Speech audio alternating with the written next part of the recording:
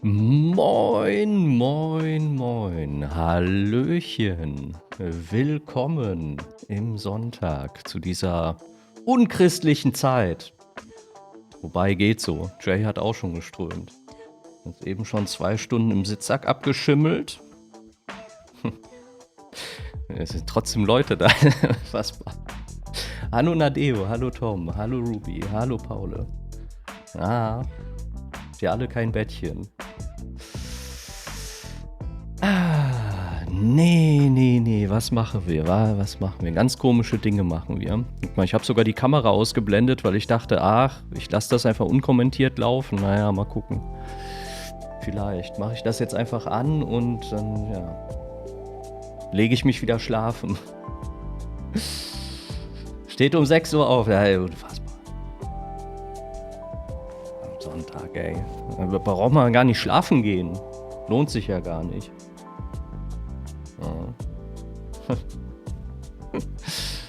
Oh Mann. Wenn ihr sowieso alle da seid, kann ich euch eigentlich noch ein kleines Geheimnis verraten hier, oder? Ist Lilith auch da? Richtig.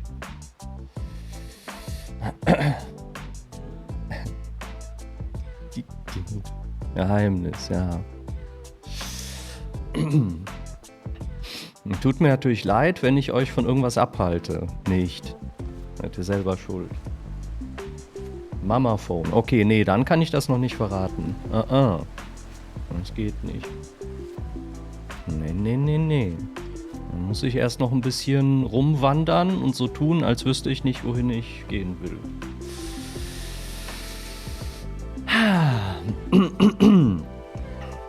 Holz.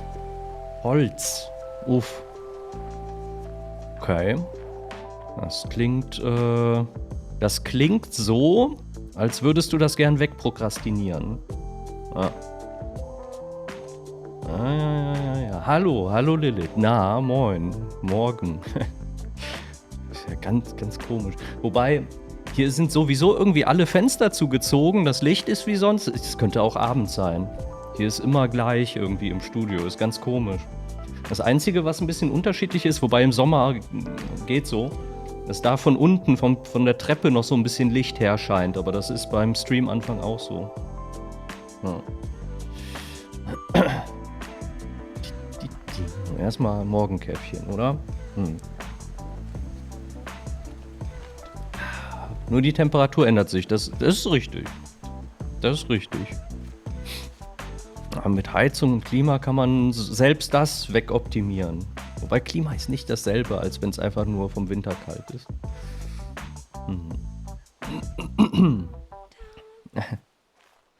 Wie ist mit dem Receiver-Update?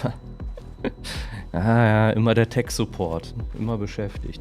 Soll ich euch verraten, was wahrscheinlich das letzte Rätsel ist, das uns fehlt? Und danke, Lilith, für den Link. Ich habe da durchgeguckt und mir ist es wie Schuppen von den Augen gefallen. Ah. Der Weg, nee. Da. Ich gehe dahin. Ich laufe nicht, ich gehe dahin. Wir zelebrieren das jetzt einfach. So machen wir das jetzt. Ah.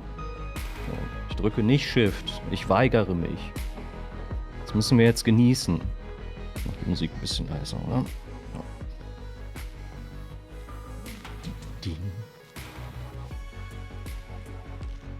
Oha, ich gehe sogar den langen Weg. Es gäbe einen kürzeren Weg, ich gehe den langen. Den langen entlang. Lang, ganz lang. The Longing.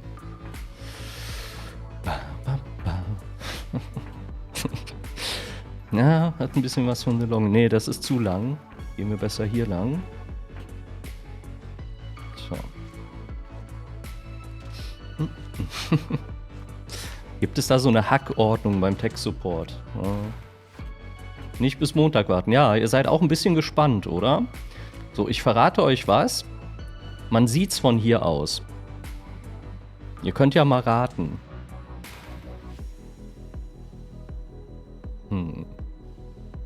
Nein. Nee, was? Sag ich doch.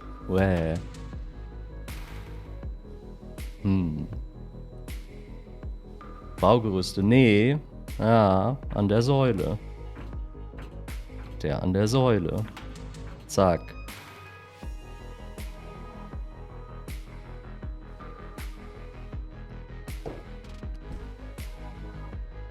Tja, als ich das gesehen habe auf dem Screenshot in der Rätselliste, wusste ich, das haben wir nicht.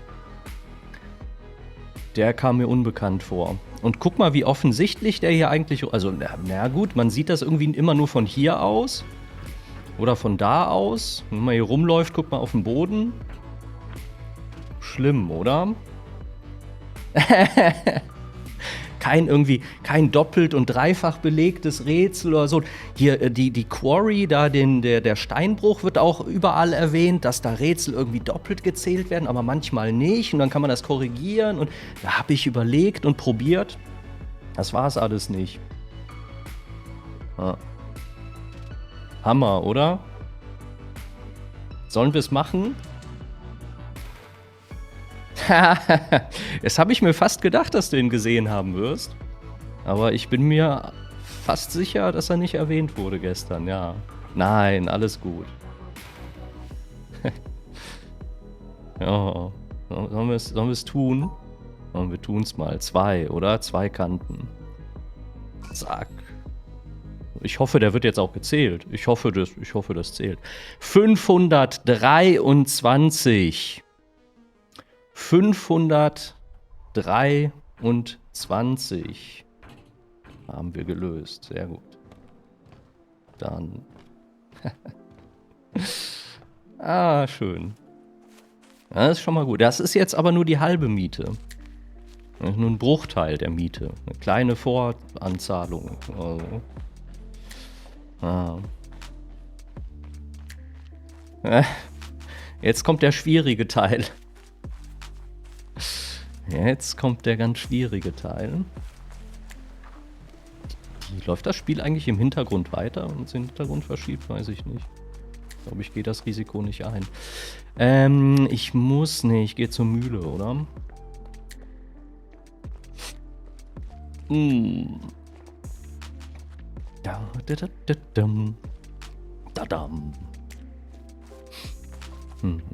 So, hier, zack.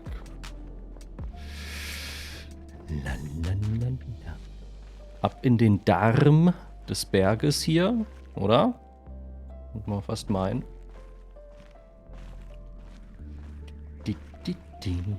Jetzt geht's los, oha. Ja. Oh mein Gott, wenn ich das verkack. Cool, wir sind im Kino angekommen. Eigentlich müsste man dann auch die Musik auslassen, oder? Ich mach mal eben die Musik aus. Wir überlegen uns das noch, weiß ich nicht. Weiß ich nicht. Zelebrieren und so.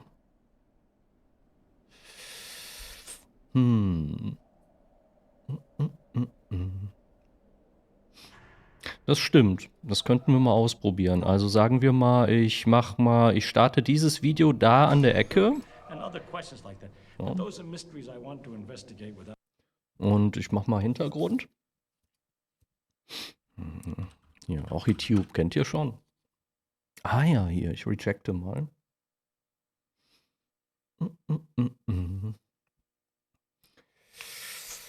Okay, echt noch Arbeit? Nee, mach das. Mach das. Dankeschön. Danke, Ruby. Viel Erfolg auf jeden Fall. Ach, wer ist das denn?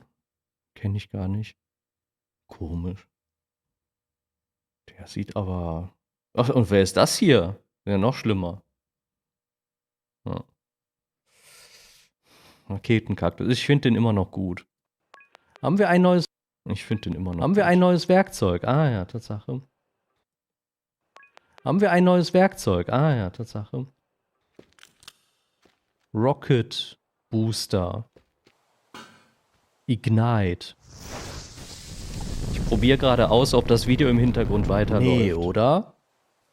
Hm?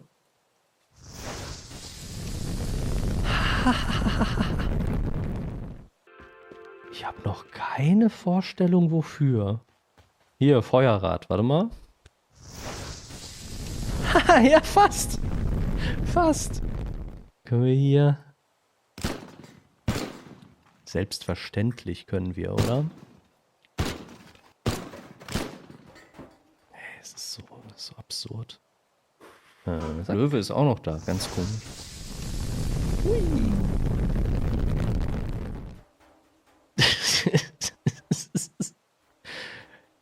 Die Engine ist einfach der absolute Burner, ey. What the fuck? Gefällt mir. So, jetzt noch ein Raketenkaktus. Und dann können wir Feierabend machen. Oh, Mann. So. Die. Nehme ich den dann so? Und zack.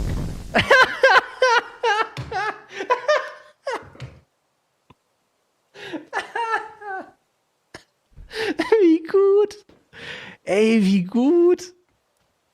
Das ist so geil. Das ist so geil. Ich habe immer noch keine Ahnung, wofür man es sinnvollerweise benutzen würde, aber es ist so gut. Ach, schön. Lul, hier hat ein Tom gekommentiert. Ja. Ja. Also, jetzt gehen wir mal in Witness. Und das Video lief nicht weiter. Oder? Gut, dass wir geguckt haben. Boah, wie gemein. Scheiße. Okay. Okay, sehr gut, dass wir geguckt haben. Ich könnte mal es irgendwie auf andere Art und Weise in den Hintergrund verschieben. Ist aber auch egal. Dann müssen wir es eben auf die harte Tour machen. Ja. So, was ist denn jetzt das Richtige? Das hier, ne? Oh ja. Zack. So. Ich starte mal einen Timer vielleicht.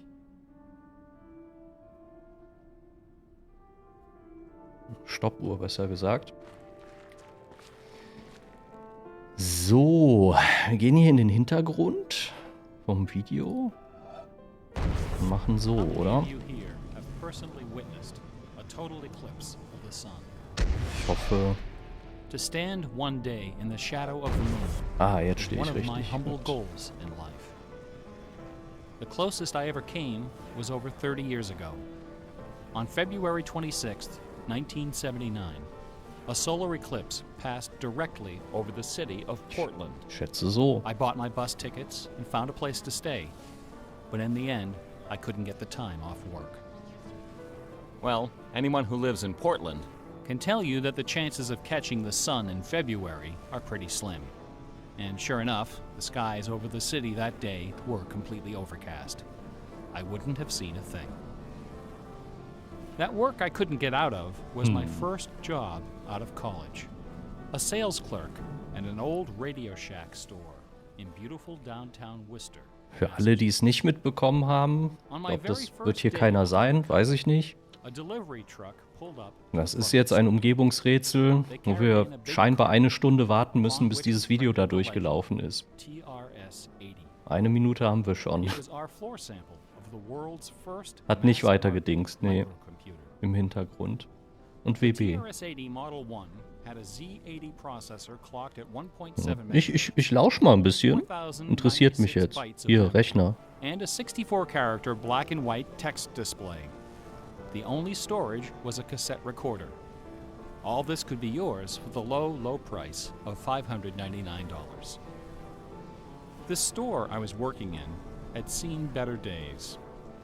At one time, it had been near the center of a thriving commercial district. But like so many other New England cities, the advent of shopping malls had, by the early 70s, turned it into a ghost town. Worcester's solution to this problem was decisive, to say the least. The city's elders apparently decided that if they couldn't beat them, they would join them. And so, several square blocks at the heart of the city were bulldozed into oblivion, destroying dozens of family businesses, including the site of a pharmacy once operated by my great-grandfather. In their place was erected a vast 3-level shopping complex with cinemas and a food court. When the dust settled, only a few forlorn blocks of the old Worcester remained standing. my Radio Shack store was in one of those blocks. Then, to add insult to injury, Radio Shack opened a brand new location inside the shopping center, less than 500 feet from my store. So now patrons had a choice between a clean, well-lighted establishment with uniformed security and acres of convenient parking, or a shadowy hole in a seedy old office building next to an adult movie theater. Consequently, I had plenty of time to fool around with the new computer. I taught myself basic programming. Then I learned Z80 assembly. Both, of course, so that I could write games. I also created self-running animated demos, which ran all night in the store window for the edification of the winos who peed in our doorway. Strangely enough, the few customers we had didn't seem to be interested in our new computer, even after the 16K memory upgrade. In fact, most of the people who set off the buzzer on their way through the front door weren't there to buy anything at all. They were there to exploit a free promotion, which was the bane of Radio Shack employees for over 40 years. The Battery of the Month Club. The idea of this promotion was simple. Customers got a little red card upon which was printed a square for each month. 12 times a year, the lucky sales clerk got to punch out a square and give the customer one brand new AAA, AA, C, D, or 9-volt battery. Of course, customers weren't allowed to choose just any grade of battery. At the time of my employment, Radio Shack offered 3 different levels of battery excellence. First were the alkalines, powerful, long-lasting, and expensive, hanging behind the counter like prescription medication in gold-embossed blister packs. These were most certainly not available through the Battery of the Month Club.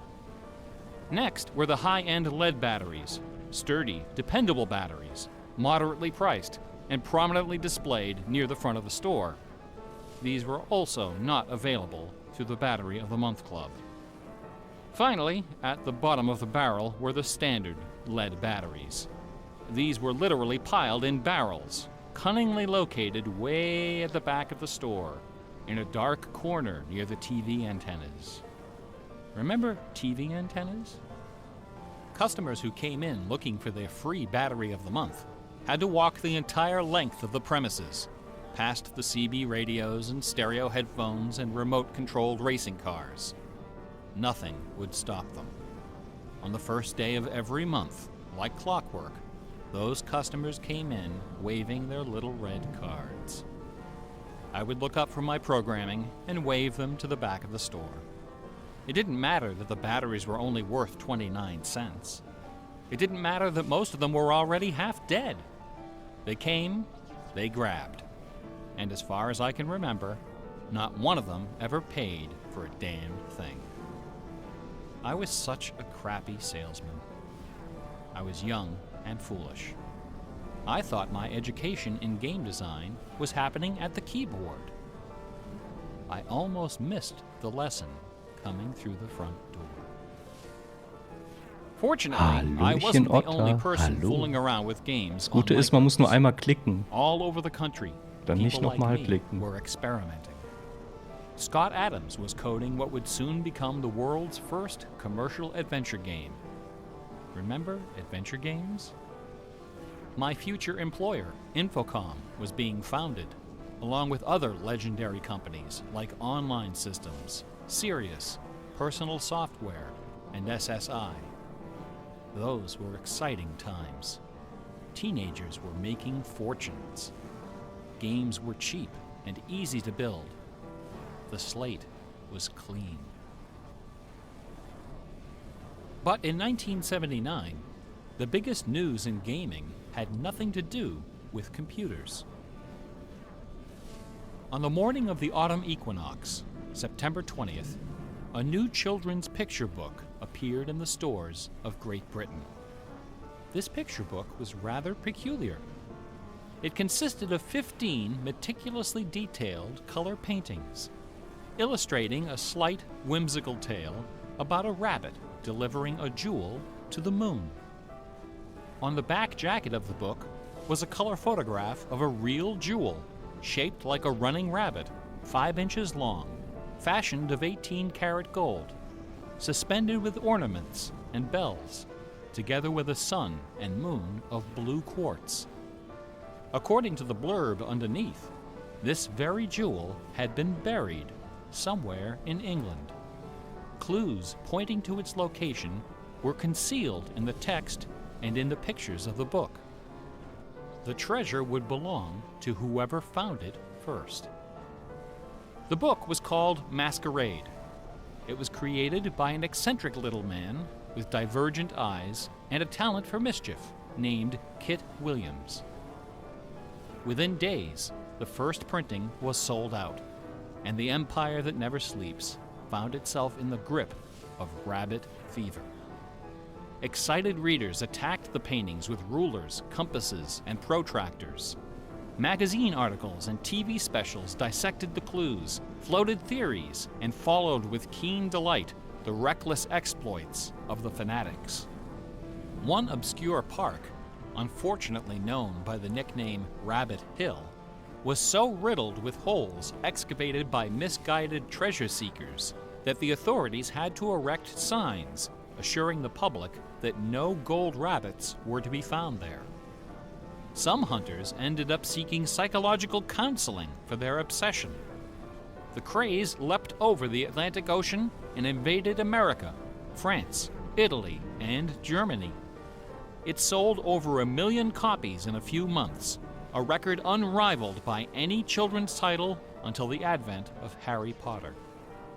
Over 150,000 copies were sold in foreign translations, including 80,000 copies in Japanese, despite the fact that the puzzle was only solvable in English. It didn't matter that the Masquerade jewel was only worth a few $1,000s. Many seekers spent far more than that in their months of exploration and travel. It was the thrill of the chase, the possibility of being the one. Treasure hunts, secret messages, and hidden things seem to exert an irresistible appeal. They're fun to look for and to talk about, and this fact of human psychology has been exploited in computer games since the earliest days.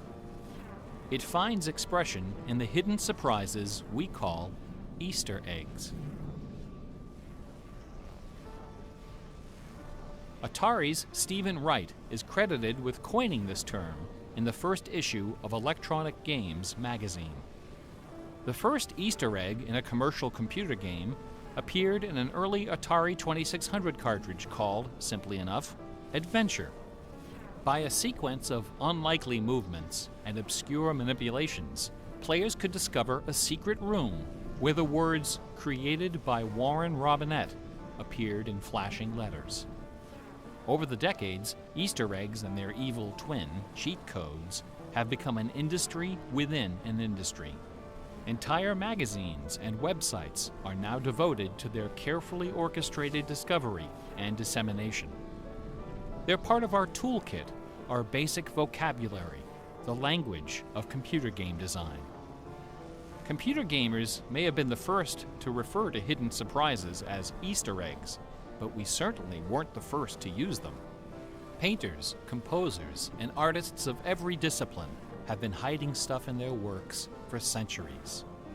The recent advent of VCRs and Laserdisc players with freeze-frame capability exposed decades of secret Disney erotica. Thomas Kincaid, the self-appointed painter of light, amuses himself by hiding the letter N in his works. A number beside his signature indicates how many N's are hidden in each painting. Picasso, Dali, Raphael, Poussin, and dozens of other painters concealed all kinds of stuff in their paintings. A favorite trick was hiding portraits of themselves, their families, friends, and fellow artists in crowd scenes. El Greco loved dogs, but the Catholic Church forbid him from including any in his sacred paintings. So he hid them, usually within the outlines of celestial clouds. Composer Dmitri Shostakovich chafed under the political censorship imposed by the Soviet Ministry of Culture. His symphonies and chamber works are loaded with hidden signatures and subversive subtexts which, had they been recognized, would have sent him to Siberia. Mozart's opera, The Magic Flute, is filled with musical allusions to the rituals of the Freemasons, the ancient secret society of which he and his mentor Haydn were members. But the most famous purveyor of Easter eggs is that champion of the late Baroque, the ultimate musical nerd, Johann Sebastian Bach. Bach was a student of gematria, the art of assigning numeric values to letters of the alphabet. A equals 1, B equals 2, C equals 3, etc. By comparing, sequencing, or otherwise manipulating these numbers, secret messages can be concealed. Bach took particular delight in the geometrical numbers 14 and 41. 14 is the sum of the initials of his last name. B equals 2, A equals 1, C equals 3, and H equals 8. 41 is the sum of his expanded initials, J.S. Bach. These two numbers show up over and over again in Bach's compositions. One of the better-known examples is his setting of the chorale Vor deinem Thron. The first line of the melody contains exactly 14 notes, and the entire melody, from start to finish, contains 41. Another of Bach's favorite games was the puzzle canon. A canon is a melody that sounds good when you play it on top of itself, a little bit out of sync. Frere Jacques and Row, Row, Row Your Boat are familiar examples of simple two-voice canons. But a canon can employ any number of voices, and you don't have to play each voice the same way either. You can change the octave, transpose the key, invert the pitch, play it backwards, or any combination. Finding melodies that make good multi-voice canons is a fussy and difficult art, of which Bach was an undisputed master.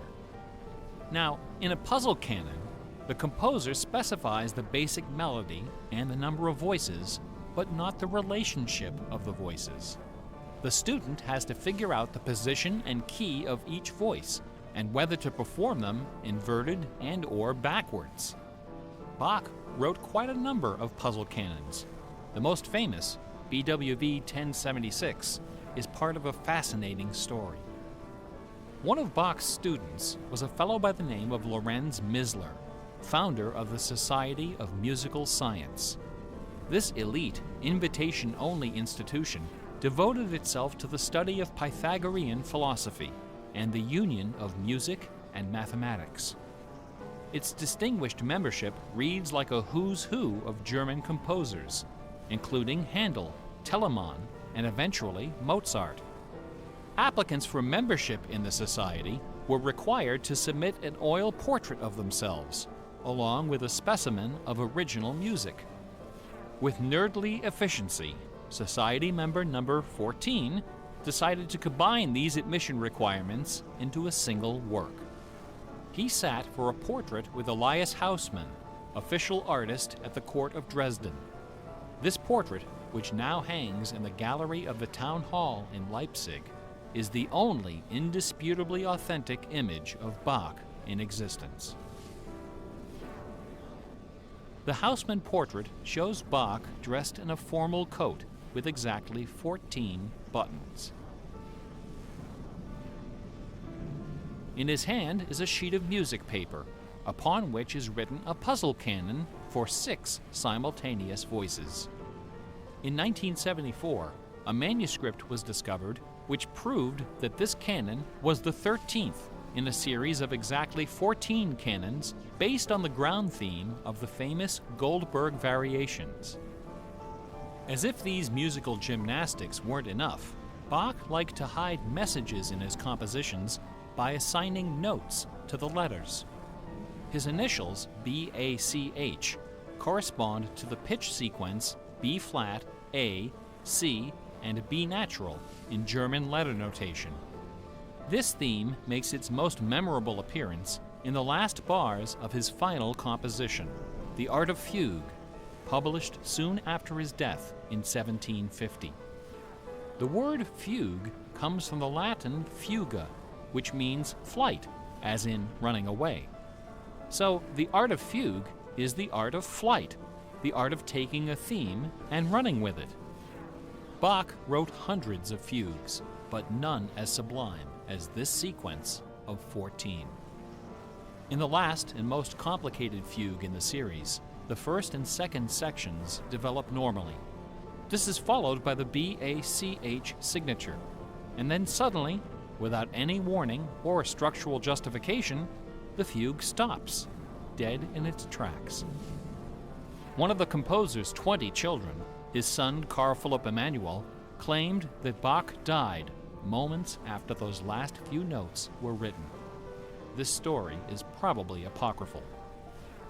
The Easter eggs in Bach's music are a pleasant obscurity, known chiefly to professors and students of Baroque music. But in March of 2002, when this lecture was first delivered, those Easter eggs were the talk of the entire classical music industry. Sitting near the top of the classical music charts that month was a compact disc on the ECM label called Mortimer. It was performed by the Hilliard Choral Ensemble, together with a talented but, until then, little-known violinist, Christoph Poppen. The music on Mortimer is based on a geometrical analysis of Bach's Partita in D minor for solo violin. This analysis, by German professor Helga Thon, assigns numeric values to the duration of notes, the number of bars, and the German letter notation of the partita. In doing so, she claims to have discovered the complete text of several liturgical ceremonies encoded in the notes. The CD presented these hidden texts superimposed over the original music. The result was strangely melancholy, dark, haunting, and very, very popular. Quite a few music critics attacked this disc. They didn't buy Professor Thon's analysis, dismissing it as a combination of numerology and canny marketing. Their caution was not without basis. Numerology is a slippery slope down which many a fine mind has slid to its doom. Allow me to offer an amusing anecdote from my own experience. Back in the early 90s, before the internet took off, one of the more popular online bulletin board systems was a service called Prodigy. I bought an account on Prodigy so I could join a fraternal interest group and gossip with fellow members around the country. One day, a stranger appeared on our bulletin board. Right away, I knew we were in trouble. This fellow, whose name was Gary, began spouting all kinds of apocalyptic nonsense about worldwide conspiracies, secret societies, and devil worship. At first, we tried to be polite. We questioned his sources, corrected his histories, logically refuted his claims, and tried to behave in a civilized manner. But instead of soothing him, our attention only made him worse. His conspiratorial warnings became urgent, approaching hysteria. He began to threaten people who disagreed with him. To coin a phrase, Gary went all uppercase. But his most urgent warnings weren't about the gays, the Jews, the Rockefellers, or the Illuminati. According to Gary, the greatest enemy of mankind was Santa Claus. Gary claimed to possess a secret numerical formula that proved beyond a shadow of a doubt that Santa Claus was an avatar of the Antichrist. Intrigued, we pressed Gary to reveal his formula. In doing so, we walked right into his trap. We should have known he had a book to sell. I fell for it. I sent him the $15. Less than a week later, the book arrived. Above an ominous photograph of the Washington Monument was emblazoned the title, 666, The Final Warning. Inside this privately printed 494-page monster, Gary reveals a simple geometrical formula, which he claims was developed by the ancient Sumerians. This formula assigns successive products of 6 to each letter of the alphabet. A equals 6, B equals 12, C equals 18, etc. Imagine my dismay when I applied this ancient formula to the name Santa Claus and obtained the blasphemous sum of 666, the biblical number of the beast. I went on Prodigy and reported to the stunned members of our interest group that Gary was right after all. There could be no doubt that according to the unimpeachable wisdom of ancient Samaria, Santa Claus was the Antichrist. I then went on to point out several other names which, when submitted to Gary's formula, also produced the sum 666. Names like St. James, New York, and New Mexico. Soon the bulletin board was filled with discoveries like computer, Boston tea, and most sinister of all, sing karaoke. Gary left us alone after that. I got my $15 worth. But Gary is hardly the first person to connect secret codes to the Bible. People have been looking for Easter eggs in the Bible for hundreds of years. The Hebrew mystical tradition of Kabbalah can be described as a geometrical meditation on the Pentateuch, the first 5 books of the Old Testament. The advent of computers has made the application of numerology to the Bible fast and efficient. The latest spate of Bible searching was instigated by a book published in 1998 by Michael Drosnin, a former Wall Street Journal reporter. His book, The Bible Code, applied a skip cipher in which every nth character in a text is combined to form a message.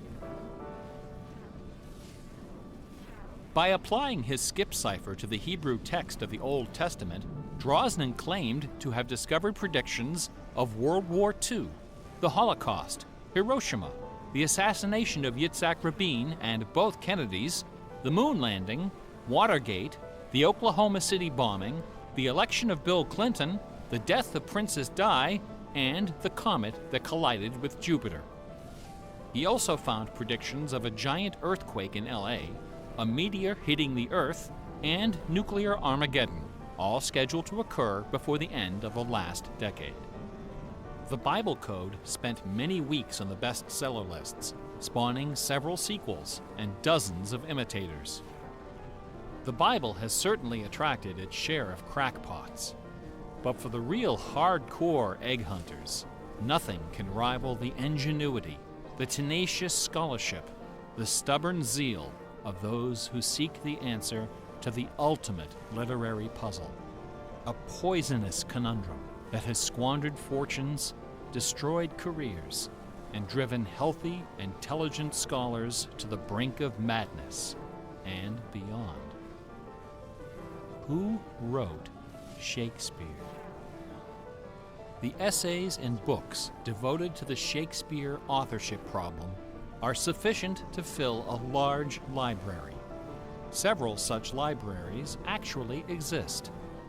Not even a day-long tutorial, much less an hour lecture, can begin to do justice to this complex, bizarre, and dangerously tantalizing story.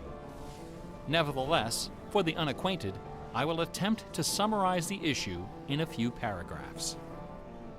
The undisputed facts of Shakespeare's life and career could be scribbled on the back of a cocktail napkin. We know for a fact that a man named William Shakespeare was born in 1564 in or around the village of Stratford-upon-Avon. We know that he had a wife and at least 3 children. We know he bought property in Stratford, was involved in several lawsuits with his neighbors, and died there in 1616, aged 52. We also know that during those same years, a man with a last name similar to Shakespeare worked as an actor on the London stage, eventually becoming co-owner of some of the theaters there. We also know that about the same time, a number of most excellent poems and plays were published in London under the name Shakespeare. We do not know for a fact that the landowner in Stratford and the actor in London with a similar last name were one and the same man.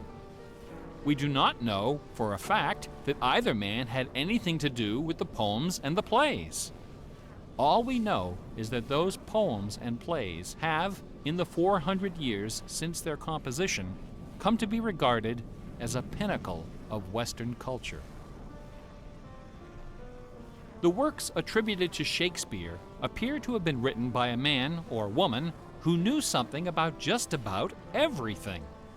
They're filled with references to mythology and classic literature, games and sports, war and weapons of war, ships and sailing, the law and legal terminology, court etiquette, statesmanship, horticulture, music, astronomy, medicine, falconry, and, of course, theater. Therein lies the problem. How could a farmer's son of uncertain schooling, from a mostly illiterate country village, a man of practically no account at all, wield such encyclopedic learning, with so much eloquence and wit, so much wisdom and human understanding? For the first 150 years, nobody questioned the traditional history of the bard. Then, in the late 18th century, Reverend James Wilmot, a distinguished scholar who lived just a few miles north of Stratford, decided to write a biography of the famous playwright. Dr. Wilmot believed that a man as well educated as Shakespeare must have owned a fairly extensive library, despite the fact that not a single book or manuscript is mentioned in his will. Over the years, he speculated, some of those books must have found their way into local collections. And so, the good Reverend Doctor scoured the British countryside, taking inventory of literally every bookshelf within 50 miles of Stratford. Not a single book from the library of William Shakespeare was discovered. Neither were there found any letters to, from, or about Shakespeare. Furthermore, no references to the folklore, local sayings, or distinctive dialect of the Stratford area could be found in any of Shakespeare's writings. After 4 years of painstaking research, Dr. Wilmot concluded, to his own dismay, that only one person contemporary with Shakespeare of Stratford had ever demonstrated the wide-ranging education and expressive talent needed to compose those poems and plays. That man was the multilingual author, philosopher, and statesman, inventor of the scientific method, chancellor to the courts of Queen Elizabeth and King James, Sir Francis Bacon. Dr. Wilmot never dared to publish his theory, but before he died, he confided it to a friend, James Cowell, who, in 1805, repeated it to a meeting of the Ipswich Philosophical Society. The members of the society were suitably outraged, and the scandalous matter was quickly forgotten. Then, in 1857, a lady from Stratford, Connecticut, published a book called The Philosophy of the Plays of Shakespeare Unfolded. In this book, Miss Delia Bacon, no relation to Francis, claimed that the works of Shakespeare were written by a secret cabal of British nobility, including Sir Walter Raleigh and Sir Philip Sidney, as well as Sir Francis Bacon. Delia Bacon's book electrified the world of letters. Battle lines were drawn between the orthodox Stratfordians and the heretical Baconians. Literary societies and scholarly journals were formed to debate the evidence. Hundreds of pamphlets, newspaper articles, and essays were published defending each side and ridiculing the opposition with that self-aggrandizing viciousness peculiar to tenured academics. Armed with her explosive book, Delia Bacon journeyed to Stratford-upon-Avon and, unbelievably, obtained official permission to open Shakespeare's grave. However, when the moment came to actually lift the stone, Delia's self-doubt precipitated a catastrophic nervous breakdown. She later died penniless in a madhouse. Around 1888, things began to get a bit out of hand. U.S. Congressman Ignatius Donnelly of Minnesota became interested in the Shakespeare controversy. One day, browsing through his facsimile copy of the First Folio of 1623, he noted that the word bacon appeared on page 53 of the Histories and also on page 53 of the Comedies. He also noted that Sir Francis Bacon had written extensively on the subject of cryptography. Donnelly began counting line and page numbers, adding and subtracting letters, drawing lines over sentences, circling words, and crossing them out. The result was a complex and virtually incomprehensible algorithm, which he claimed was invented by Bacon to hide secret messages inside the First Folio. The greatest Easter egg hunt in the history of Western civilization had begun. Here are just a couple of the sillier highlights. A doctor named Orville Owen of Detroit constructed a bizarre research tool he called the Wheel of Fortune. This wheel consisted of two giant wooden spools wrapped with a strip of canvas 2 feet wide and 1,000 feet long. Onto this canvas, he glued the separate pages of the complete works of Bacon, Shakespeare, Marlowe, Greene, Peele, and Spenser, together with Burton's Anatomy of Melancholy. By cranking the spools back and forth, Dr. Owen could quickly zip across the pages in search of clues and cross-references. Employing a large team of secretaries and stenographers, Owen claimed to have uncovered a complete alternative history of Elizabethan England, as well as several entirely new Shakespeare plays and sonnets. Listen to this hidden verse, supposedly penned by the mighty bard himself, which inspired Dr. Owen to build his Wheel of Fortune. Take your knife and cut all our books asunder, and set the leaves on a great firm wheel, which rolls and rolls, and turning the fickle rolling wheel, throw your eyes upon Fortune, that goddess blind, that stands upon a spherical stone, that turning and inconstant rolls in restless variation. After publishing 5 thick volumes of this rubbish, Owen announced the discovery of an anagram, indicating that Bacon's original manuscripts were buried near Chepstow Castle on the River Wye. Owen spent the next 15 years and thousands of dollars excavating the bed of the river with boat crews and high explosives. He died before anything was found. A fellow named Arnsberg wrote an entire book based on the analysis of the significance of a suspicious crack in the tomb of Bacon's mother. A Ray of Sanity finally appeared in 1957. To those familiar with the science of cryptology, the name William Friedman needs little introduction. During World War II, Colonel Friedman was the head of the U.S. Army's Cryptoanalytic Bureau. He is credited with cracking the Japanese Empire's most sensitive cipher. After the war, the colonel decided to apply his expertise to the study of the Shakespeare ciphers.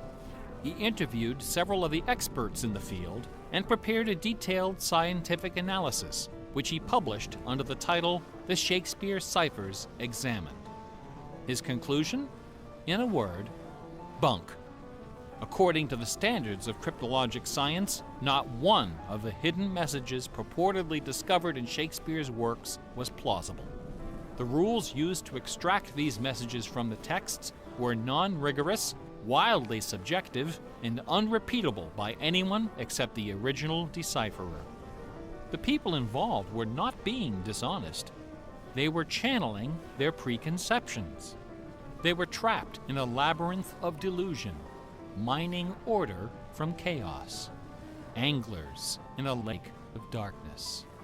Lear, Act 3, Scene 6. You would think that Friedman's cold and ruthless exposure would be enough to silence the heretics once and for all. Not a chance.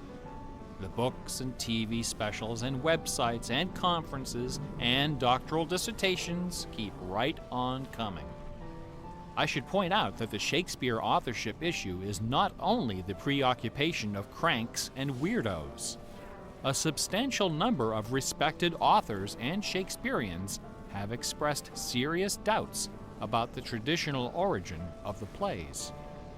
The list includes Nathaniel Hawthorne, Ralph Waldo Emerson, Walt Whitman, Henry James, Sam Clemens, Sigmund Freud, Orson Welles, and Sir John Gielgud. Living skeptics include the artistic director of the New Globe Theatre, Mark Rylance, Michael York, Derek Jacobi, Kenneth Branagh, and even that most revered and scholarly of contemporary Shakespearean actors, Keanu Reeves. The current leading candidate for the authorship is Edward de Vere, the 17th Earl of Oxford, a theory first proposed in 1920 by an English schoolmaster with the unfortunate name J. Thomas Looney. What is it about Bach, the Bible, and the works of Shakespeare that inspires this intense scrutiny? Nobody's looking for acrostics in Chaucer or Keats. There are no hit CDs of the secret chorales of Wagner or Beethoven. For the answer, we need to recognize the unique roles which the Bible and Shakespeare have played in the development of Western culture. No other single work of literature has influenced modern English more than the translation of the Holy Bible published in 1611 under the auspices of King James I. The King James Bible exemplifies the meaning of the word classic. It has been called the noblest monument of English prose, the very greatest achievement of the English language. It has served as an inspiration for generations of poets, dramatists, musicians, politicians, and orators. Countless people have learned to read by repeating the phrases in this, the only book their family possessed. Our constitutions and our laws have been profoundly shaped by its cadences and imagery. But even the glory of the King James Bible, compiled by a committee of 46 editors over the course of a decade, pales before the dazzling legacy of the Swan of Avon. The lowest estimate of Shakespeare's working vocabulary is 15,000 words, more than 3 times that of the King James Bible, and twice the size of his nearest competitor, John Milton. His poems and plays were written without the aid of a dictionary or a thesaurus. They didn't exist yet. It was all in his head. When Shakespeare had a thought for which Elizabethan English had no word, he invented one. The Oxford English Dictionary lists hundreds of everyday words and phrases which made their first appearance in the pages of the Bard. Addiction, alligator, assassination, bedroom, critic, dawn, design, dialogue, employer, film, glow, gloomy, gossip, hint, hurry, investment, lonely, luggage, manager, switch, torture, transcendence, wormhole, zany. Hamlet alone contains nearly 40 of these neologisms. Who today would have this audacity, this giddy exuberance of invention? Only one other English author even approaches Shakespeare's facility for coining new words: Sir Francis Bacon. In the modern era, the record holder is Charles Dodgson, better known as Lewis Carroll, who, interestingly, also happens to be the second most quoted author in English, after Shakespeare. Everyone has been profoundly molded by the influences of the King James Bible and Shakespeare. Like it or not, all of us peer at the world through the lenses of these great works. They are the primary source documents of modern English thought, the style guides of our minds. Contemplating these dazzling jewels of wisdom and eloquence gives rise to an extraordinary feeling, a potent, rare, and precious emotion with the potential to completely upset your life. An emotion powerful enough to make a man abandon his wife and children, forfeit career and reputation, lay down his possessions, and follow his heart without questioning. That sweet, sweet fusion of wonder and fear, irresistible attraction, and soul-numbing dread known as awe. Awe is the grail of artistic achievement. No other human emotion possesses such raw, transformative power, and none is more difficult to evoke. Few and far between are the works of man that qualify as truly awesome. It is awe that convinces a rabbi to spend a lifetime decoding Yahweh from the Pentateuch. Awe that sends millions of visitors each year to the pyramids of Giza, Guadalupe, and Mecca. It was awe that drove poor Delia Bacon to her doom. Now, please don't come away from this lecture thinking that the key to awesome game design is the installation of Easter eggs. Ordinary games with their contrived Easter eggs and cheat codes are like the Battery of the Month Club. You have to trudge down to the back of the store to get what you really came for. If superpower is what people really want, why not just give it to them? Is our imagination so impoverished that we have to resort to marketing gimmicks to keep players interested in our games? Awesome things don't hold anything back. Awesome things are rich and generous. The treasure is right there. One afternoon, I was sitting alone behind the counter at that old Radio Shack store. My boss had stepped out for some reason. An elderly woman walked through the front door. Like most of our customers, she was shabbily dressed, probably on a fixed income. I assumed she was there for her free battery, but instead, she placed a portable radio on the counter. This little radio came from the days when they boasted about the number of transistors inside on the case. It was completely wrapped in dirty white medical tape. The woman looked at me and asked, "Can you fix this?" Slowly, I unwrapped the medical tape, peeling away the layers until the back cover of the radio fell off, accompanied by a cloud of red dust. The interior of the radio was half eaten away by battery leakage and corrosion. I looked at the radio. I looked at the old woman. I looked back at the radio. I reached behind me, where the expensive alkaline batteries were hanging like prescription medication, and removed a gleaming 9-volt cell from its gold blister pack. Then I pulled a brand new transistor radio from a box, installed the alkaline, and helped the lady find her favorite station. No money changed hands. She left the store without saying a word. Awesome things are kind of like that.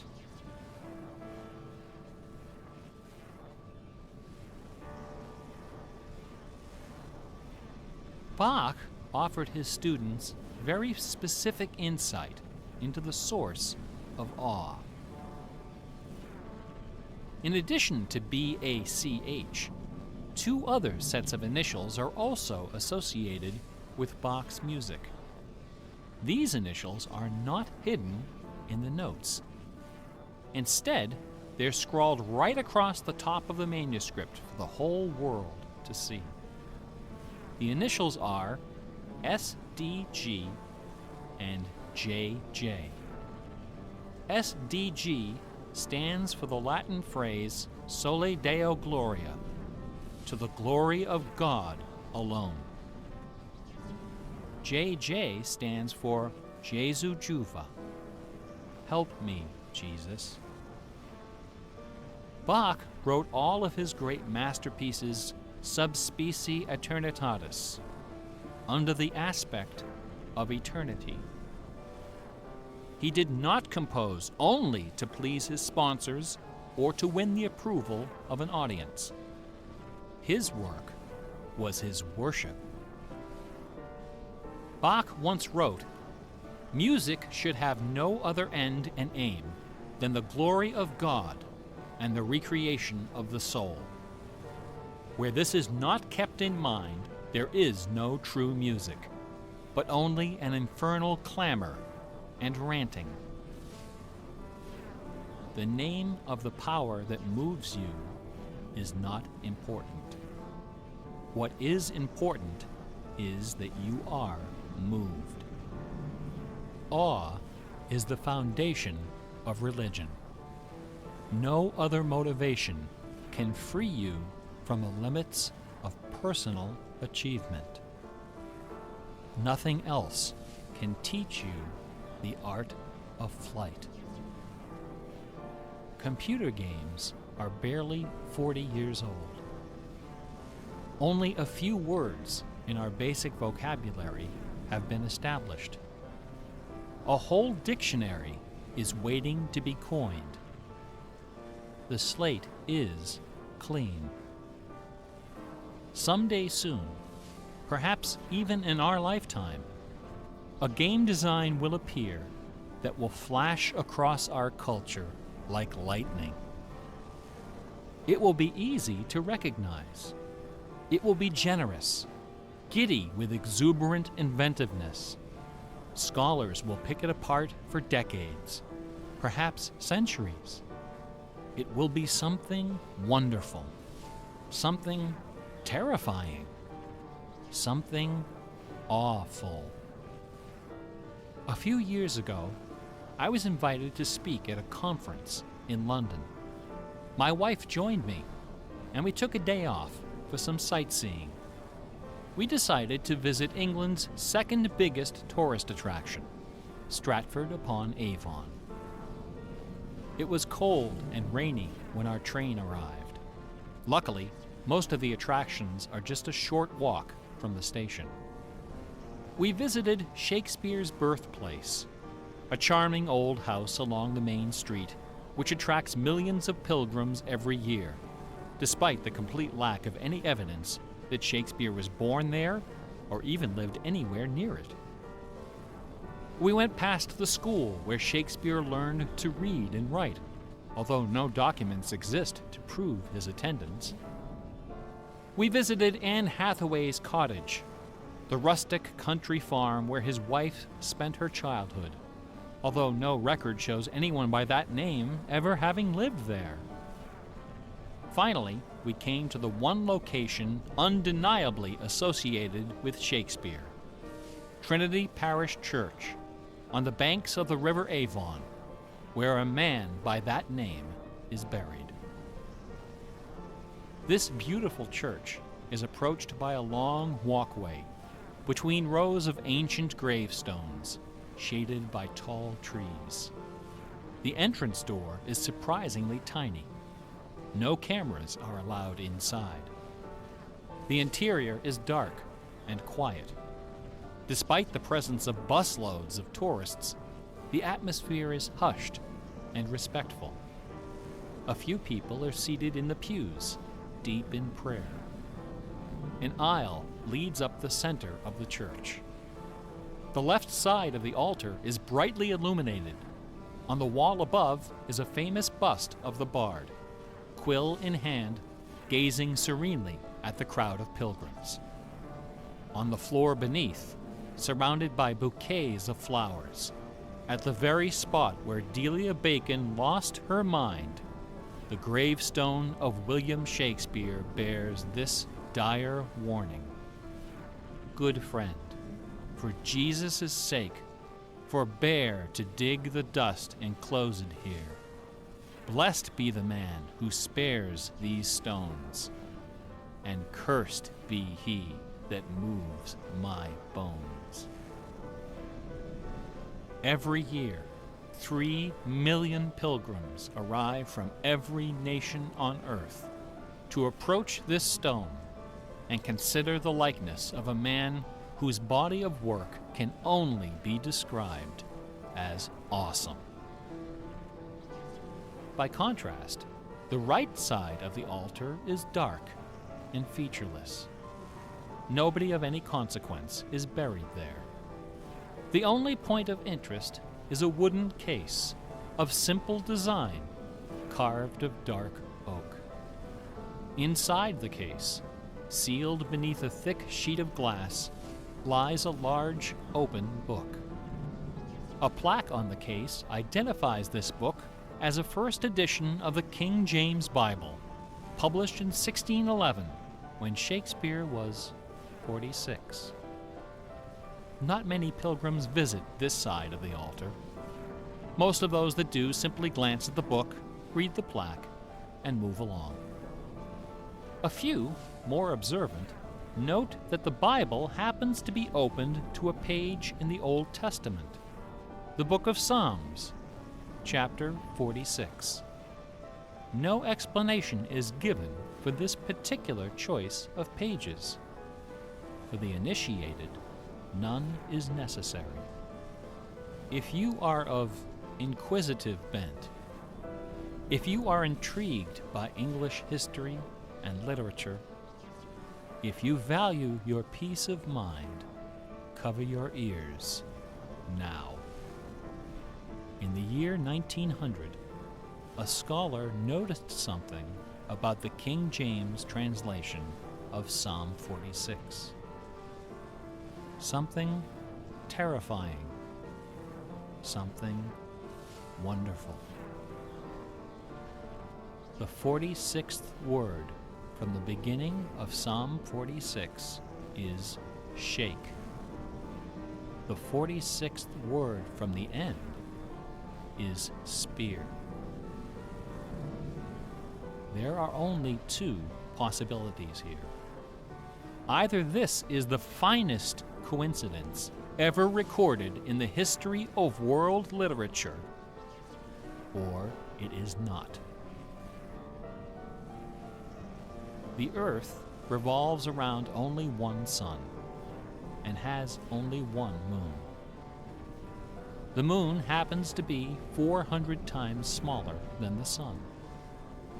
The sun happens to be 400 times farther away. And the apparent paths of the moon and sun in our sky happen to intersect exactly twice every month, which means that every now and then, at long yet precisely predictable intervals, the lunar disk slips across the face of the sun and just barely conceals it for a few wonderful, terrible minutes. A fine coincidence, no? In June of 1977, a little man with divergent eyes and a talent for mischief ascended a hilltop in the British village of Ampthill.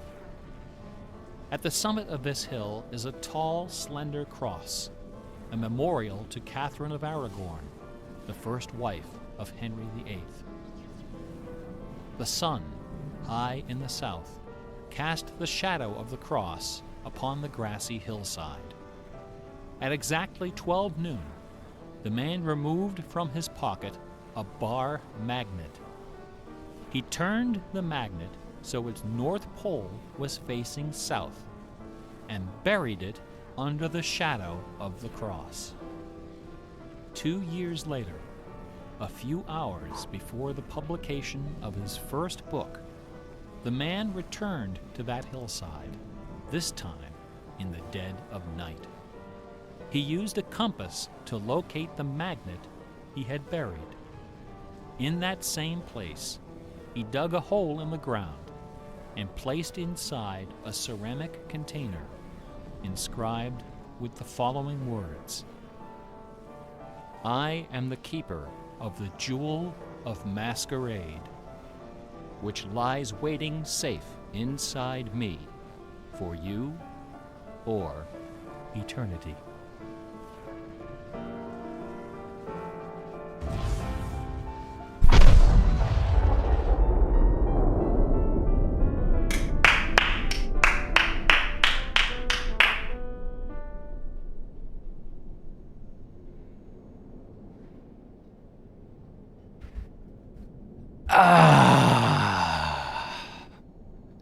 Es ist vollbracht. Es ist vollbracht. Vielen lieben Dank fürs Durchhalten. Ich war wirklich ein bisschen aufgeregt. Uff. Dankeschön. Dankeschön. Danke für die Bits. Vielen lieben Dank, Ajani. Aber wir haben noch eins. Wir haben noch eins zu machen. Bedenkt. Aber das wird nicht so hart, glaube ich. Sehr schön. Ist nicht mal eine Stunde gewesen. Knapp. Boah, hätte man sich jetzt irgendwie den Wecker hier auf 59 Minuten gestellt oder so, wäre zu spät. Ja. Moment, okay. Ja, wir warten.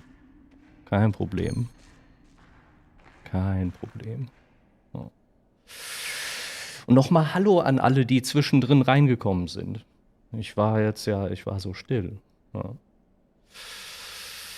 Und alle waren froh darüber, wahrscheinlich. Ja. Schön. Schön. Und dann müssen wir gleich noch, genau, eigentlich müssen wir jetzt das Einfachste, somit das Einfachste machen, was dieses Spiel zu bieten hat. Abgesehen davon, dass es im Video ist. Aber von der Form her ist es sehr einfach. Ja, es war nötig. Ja, WB. Schön. Aber irgendwie traut man sich dann doch nicht, oder? Ganz kritisch. Wenn die Windel wieder rot blinkt. Oh. Cool. Ein bisschen. Ein bisschen Musi. Sehr cool. So, wir warten mal eben auf Tom. Und dann, ja, ich glaube, dann machen wir das letzte Rätselchen hier. Dann noch alle Audios. Ja, nee. Weiß ich nicht. Können hier noch mal kurz gucken. Mal Spiel an. Also, 523 gelöst. 134 Umgebungsrätsel und plus 5. Das müsste dann gleich eine plus 6 werden. Dann sind wir, was diese Statistik angeht, durch und durch, ey.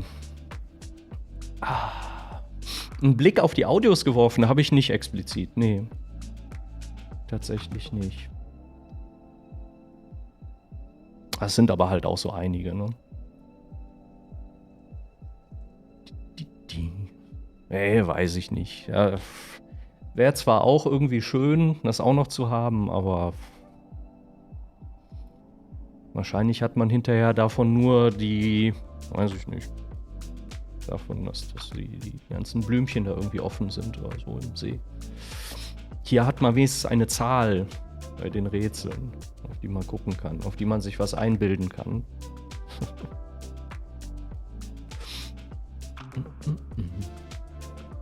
Orte, die du nicht zuordnen kannst. Ja, das kann natürlich sein. Kann natürlich sein, dass das ein bisschen schwierig, selbst wenn man es auf den Bildern sieht, haben wir ja gestern gemerkt. Schwierig einzuordnen. Jetzt blühen alle Seerosen, ne? Genau. Ja. Ist zwar auch hübsch, aber ob es mir das wert ist, weiß ich nicht. In der Zwischenzeit hätte ich nochmal die Tafel da zeigen können. Naja, wenn wir gleich sowieso nochmal rausgehen, uns den Zylinder angucken. Vielleicht wird der Seepunk, ja vielleicht. Das wäre natürlich ein Argument. Wir haben hier ja auch an anderer Stelle buntes Wasser. Das wäre auch schön.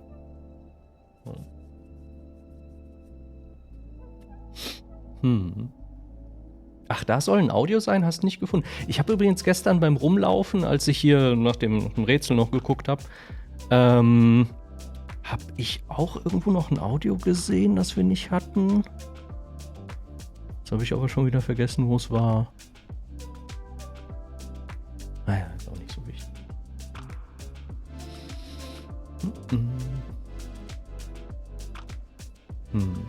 Ach, das haben wir sogar. Okay, cool. Ah, okay, okay.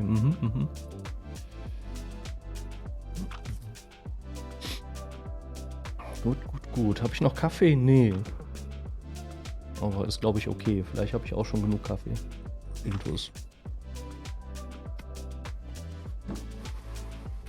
Guti, ja, was ist mit Tom? Ist verschollen. Ist verschollen gegangen.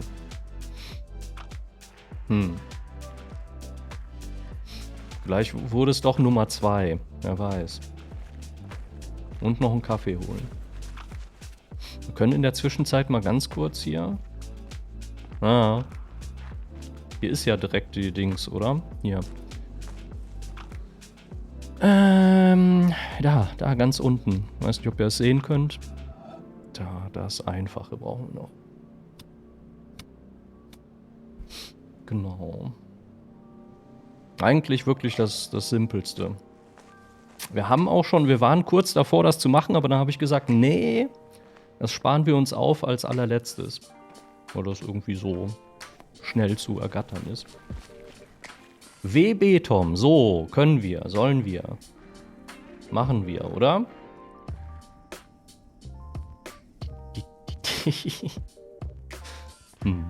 das so ein Katzenklo, wie die das im Flugzeug haben? Oh. Fump. die genau, muss man von hinten machen, ja.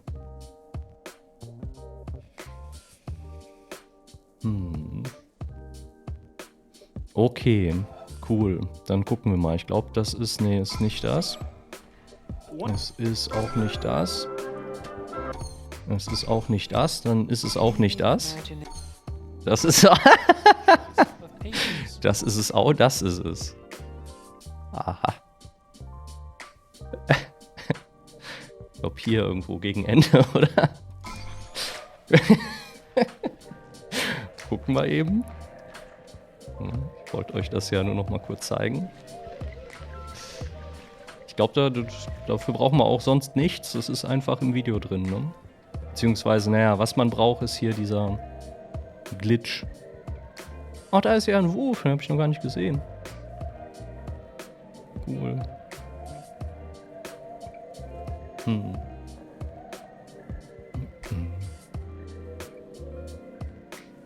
Alright, ja, da haben wir aber Glück, dass das hier so geglitscht ist, oder? Ja.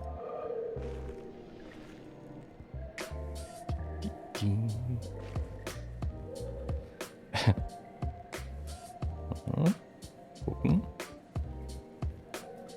Vielleicht ein bisschen sehr weit zurückgespult, aber egal. Das ist jetzt das Zelebrieren.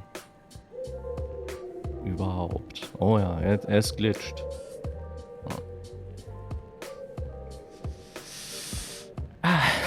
Bei der Filmauswahl. Ich muss aber ganz kurz sagen, das, was wir hier eben eine Stunde gehört haben, das war doch erstaunlich kurzweilig irgendwie. Also ich habe nur so halb zugehört, ehrlich gesagt. Aber also ich habe halt nebenbei offenbar auch ein bisschen Chat gelesen vielleicht. Aber war eigentlich, also hätte schlimmer sein können, oder? Oh hier.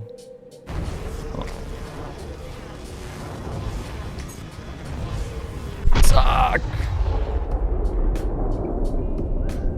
Manche Passagen waren vielleicht interessanter als andere, stimmt. Ach, das ist das Video, das hier so rumjammert. Santa Claus, ey, auf jeden Fall. Und New York und noch irgendwas.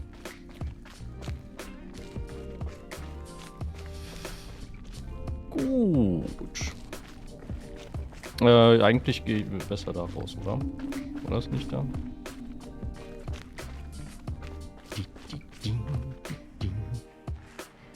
The number of the beast. Gut. Oh mein Gott.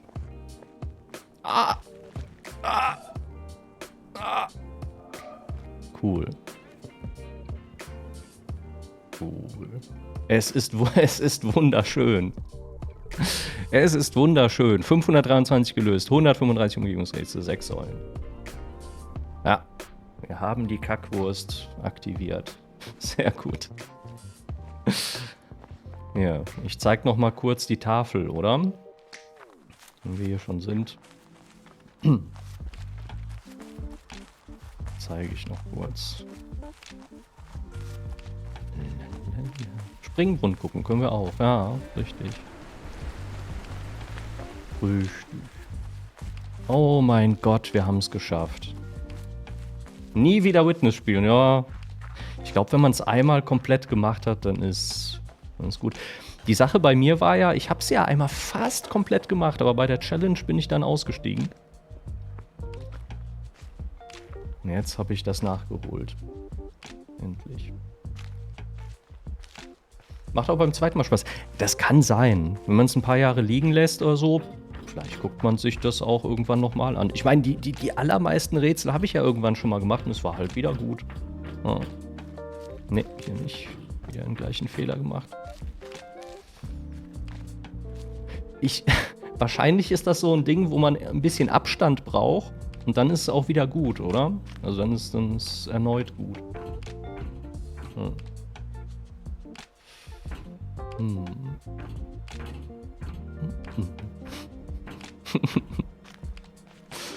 Hier.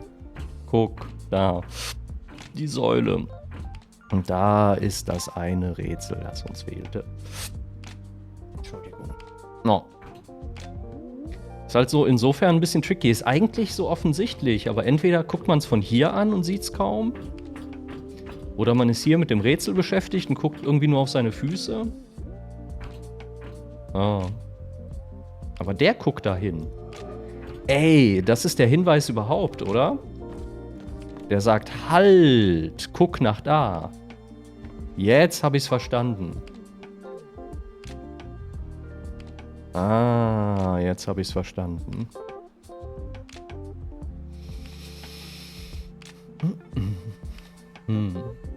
Ich habe es auf jeden Fall wieder neu entdeckt, ja, ist richtig.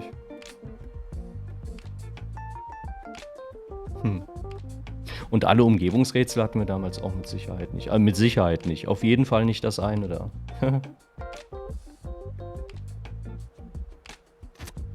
Cool.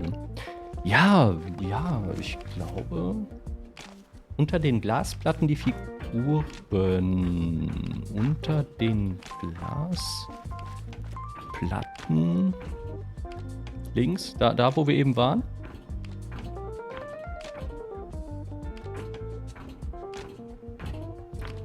Gleich mal gucken. Moment, jetzt gehe ich schon wieder hier. Was hat das denn für eine Anziehungskraft da, dieser Weg?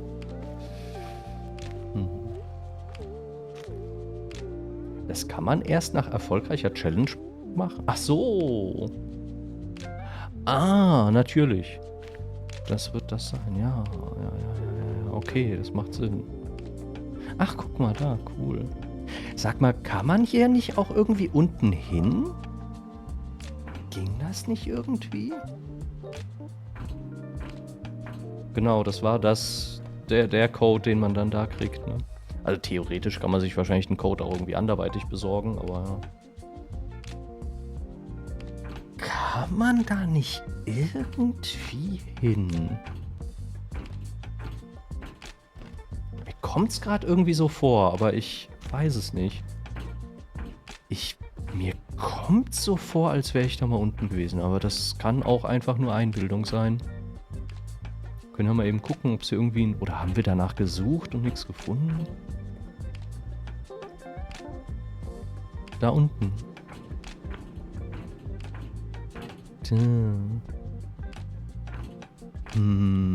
Da ist ein verschütteter Eingang. Da ist jemand am Rumhacken irgendwie. Das ist voll krass. Brauchst du mehr Vitamin B? Oh, da ist so eine Kanzel, ne? Ah, hier, guck mal, da predigt jemand. Ha. Guck einer an. Oh, und da liegen die Geldsäcke. Ja. ey, es ist Hammer. Hammer.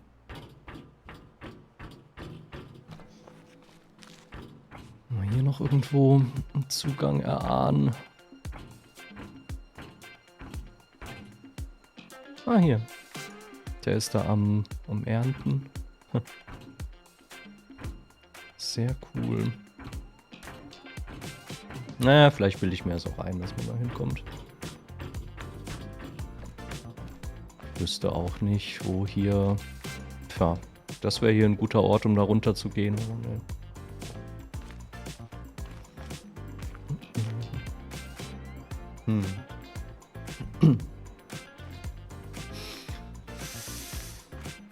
Dass ich ein neues Game beginne. Oh. Oh. Ach, ganz ehrlich. Jetzt bin ich zufrieden. Jetzt können wir auch gut was anderes anfangen. Also nicht heute, nicht jetzt. Das war jetzt natürlich nur ein kleines Special-Ding. Ich entlasse euch auch gleich in euren wohlverdienten Sonntag.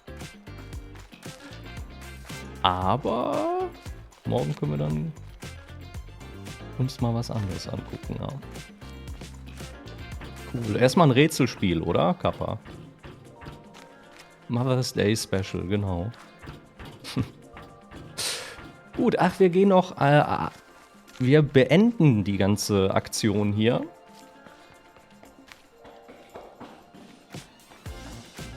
Nein, Quatsch. Wir gucken uns alles an. Wir gucken uns jedes Spielchen an, natürlich. Das ist kein Wettbewerb. Oh, Safe Room, genau, das haben wir auch noch. Es gibt so viele Spiele. Alle werden sie gespielt. Na, fast alle. Nicht FIFA. Hier, damit beenden wir die ganze Aktion, oder?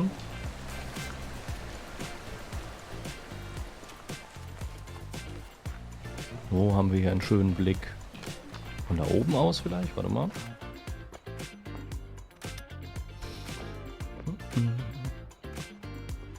Ist nicht Punk. Oh. Kann man hier rausgucken? Ah, ja, eher schlecht. Hier kann man schön rausgucken. Mehr schlecht in recht. Moment. Dann setze ich mich einfach an den See. Scheiß drauf, oder? So.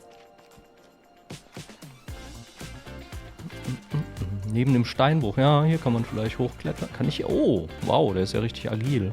Hier, ist doch ganz gut, oder? Hier, mit dem Laser und so. Ah, herrlich. Perfekt. Perfekt.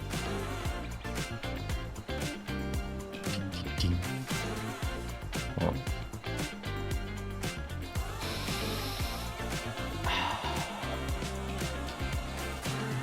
Hype. Fein.